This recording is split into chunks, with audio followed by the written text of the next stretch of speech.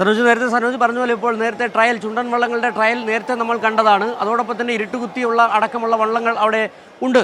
നിലവിൽ നമുക്ക് ഏതൊക്കെ സാധ്യതകൾ അവിടെയുള്ള ആളുകൾക്ക് തന്നെ അറിയാമല്ലോ. കാരണം ഈ കരകളിലുള്ള ക്ലബ്ബുകളുടെ ആളുകൾക്കൊക്കെ തന്നെ അറിയാം. ഓരോ വർഷവും ഓരോ സാധ്യതകൾ. ചില ക്ലബ്ബുകളുടെ സാധ്യത, അവരുടെ ആ സീസണിലെ അവരുടെ മികവ് എല്ലാം വിലയിരുത്തിക്കൊണ്ട് ആർക്കായിരിക്കും സാധ്യത എന്ന തരത്തിൽ നിരവധി ടീമുകളെ, നിരവധി വള്ളങ്ങളെ, ചുണ്ടൻ വള്ളങ്ങളെ എടുത്ത് പറയാറുണ്ട്. അങ്ങനെ ഏതെങ്കിലും അവിടെയുള്ള ആളുകൾ, ഈ വള്ളപ്രേമികൾ, ഈ വള്ളംകളി പ്രേമികൾ പറയുന്ന എന്തെങ്കിലും വിവരങ്ങൾ നമുക്ക് പങ്കുവയ്ക്കാനാകുമോ സനോജ്?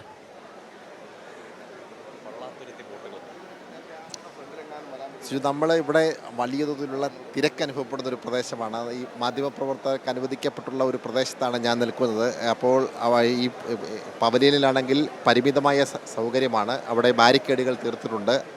മറ്റു ഇടങ്ങളിലേക്കാണ് കാണികൾക്കുള്ള ഇരിപ്പിടങ്ങൾ ഒരുക്കിയിട്ടുള്ളത്. അങ്ങോട്ടേക്ക് പോകാൻ കഴിയാത്ത ഒരു സാഹചര്യമുണ്ട്. അതുകൊണ്ടാണ് ആളുകളുടെ പ്രതികരണങ്ങൾ കൂടുതലായി നമുക്ക് എടുക്കാൻ കഴിയാത്തത്.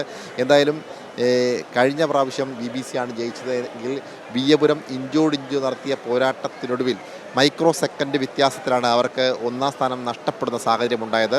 അത് വലിയ ആക്ഷേപങ്ങൾക്ക് ഇട നൽകിയിരുന്നുവെങ്കിൽ കൂടിയും ഇത്തവണ അത്തരത്തിലുള്ള ആക്ഷേപങ്ങളൊന്നും ഉണ്ടാവാത്ത തരത്തിൽ ഡിജിറ്റൽ സാങ്കേതിക വിദ്യയുടെ സഹായത്തോടുകൂടി മൈക്രോ സെക്കൻഡ് വേഗത്തിൽ പോലും ആളുകൾ, അല്ലെങ്കിൽ ഈ ചുണ്ടൻ വള്ളങ്ങൾ ഈ വളരെ ആവേശത്തിൽ തുഴഞ്ഞെത്തുകയാണെങ്കിൽ പലപ്പോഴും നമുക്ക് മനുഷ്യ സാധ്യമായ രീതിയിൽ കണ്ടെത്താൻ കഴിയാത്ത ഫലങ്ങളെപ്പോലും കൃത്യമായ രീതിയിൽ കണ്ടെത്തിക്കൊണ്ട് ഇത്തവണത്തെ വിജയി ആരാണ് എന്ന് വിത്തിൻ സെക്കൻഡിൽ തന്നെ പ്രഖ്യാപിക്കാൻ കഴിയുന്ന തരത്തിലുള്ള ക്രമീകരണമാണ് ഈ നെഹ്റു പവലിയനിൽ ഒരുക്കിയിട്ടുള്ളത്. അതുകൊണ്ട് തന്നെ ഇത്തവണത്തെ ഈ വള്ളംകളി മത്സരത്തിൽ ആരാണ് ബസ്സടിച്ചത് എന്നതിനെ സംബന്ധിച്ചുള്ള ചോദ്യങ്ങൾക്ക് യാതൊരു ആക്ഷേപവും ഉണ്ടാവാത്ത വിധത്തിലുള്ള ക്രമീകരണങ്ങളാണ് സംഘാടകർ ഒരുക്കിയിട്ടുള്ളത്. രാവിലെ തന്നെ നമ്മൾ ഈ വാർത്തയുമായി ബന്ധപ്പെട്ടുകൊണ്ട് CK സദാശിവൻ, മുൻ MLA കൂടിയാണ്, അദ്ദേഹം സംഘാടക സമിതിയുടെ ചെയർമാൻ കൂടിയാണ്. വഞ്ചിപ്പാട്ട് ഉൾപ്പെടെയുള്ള കാര്യങ്ങളിൽ എല്ലാ കാലഘട്ടത്തിലും അതിൻ്റെ ഉള്ളിൽ നിന്നുകൊണ്ട് പ്രവർത്തിക്കുന്ന ആളാണ്. വള്ളംകളി എന്ന് പറയപ്പെടുന്നത് CK സദാശിവൻ്റെ ജീവിതത്തിൻ്റെ ഭാഗം കൂടിയാണ്. അദ്ദേഹം പറഞ്ഞത് ഇത്തവണ ഒരു പരാതിക്കും ഇട നൽകാത്ത വിധത്തിലാണ്